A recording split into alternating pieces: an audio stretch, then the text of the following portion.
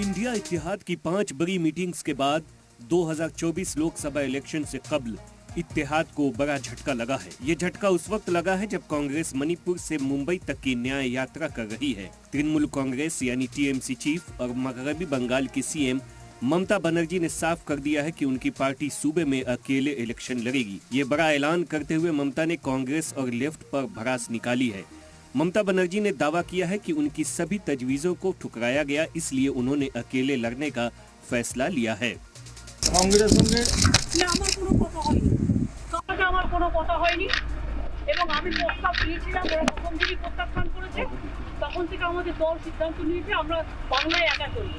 Even ওরা যে আজ থেকে র্যালি করেছে আমাদের একবার as a matter of country আমি ইন্ডিয়ার অ্যালায়েন্স আমাকে একবার জানিয়েছে যদি আপনার রাজ্যে যাচ্ছে না জানায়নি।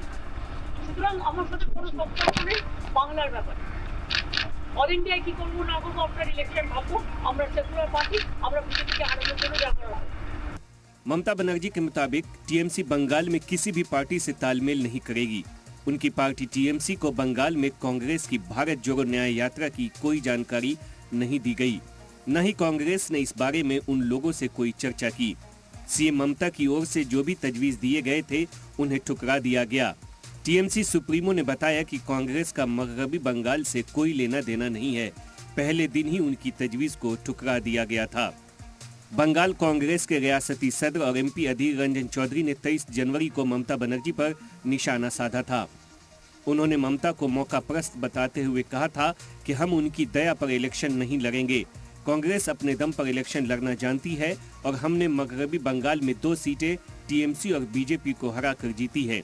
ममता खुद कांग्रेस की दया से साल 2011 में बंगाल के इख्तिदार में आई थी। और ममता बनर्जी की दया से हम लोग नहीं चुनाव लड़ेंगे और लड़ने के नहीं चाहते। कांग्रेस पार्टी अपनी ताकत पर चुनाव लड़ना जानते हैं। जो 2 सीटें हमारा कब्जे में है वो बीजेपी पार्टी और ममता बनर्जी को हरा के हम लोग कब्जे में लाए हैं। ममता बनर्जी की दया दुरज पे कांग्रेस पार्टी अपना राजनीति नहीं करते, कभी नहीं किए थे, आज भी नहीं करते। बदले में कांग्रेस पार्टी की दया से और मदद से 2011 साल में ममता बनर्जी खुद सत्य पे आई थी। ममता बनर्जी के फैसले पर कांग्रेस लीडर जयराम रमेश ने रद्द अमल देते हुए कहा कि लंबे सफर में स्पीड ब्रेकर आते हैं। ममता बनर्जी के बिना इत्तेहाद का तस्वुर नहीं कर सकते हैं। जरूरी नहीं है कि सफर में रुक जाएं। ममता जी का पूरा बयान है, हम बीजेपी को हराना चाहते हैं। हम बीजेपी को हराने के लिए कोई कदम पीछे नहीं लेंगे। उसी भावना के साथ हम पश्चिम बंगाल में प्रवेश कर रहे हैं। जब हम लंबा सफर कर रहे हैं, एक लंबा सफर है, रास्ते में कभी कभी स्पीड ब्रेकर आ जाते हैं, कभी कभी लाल बत्ती आ जाती है। इसका माने नहीं है कि हम सफर से हम पीछे हट जाएं, चलता रहता है। स्पीड ब्रेकर को हम पार करते हैं, लाल बत्ती हरी बत्ती बन जाती है। ममता बनर्जी के इस फैसले का असर पंजाब में भी दिखने को मिल रहा है। पंजाब में भी आम आदमी पार्टी कांग्रेस को आंख दिखाने के मूड में है और लोकसभा की सभी 13 सीटों पर अकेले इलेक्शन लड़ने का मूड बना रही है। पंजाब के सीएम भगवंत मान ने भी पंजाब में अकेले इलेक्शन लड़ने का ऐलान कर दिया है। पंजाब सीएम ने किसी भी इत्तेहाद को सीट देने से साफ इनकार कर दिया और सभी 13 सीटों पर अकेले इलेक्शन लड़ने का ऐलान कर दिया है। देश में पंजाब बनेगा हीरो।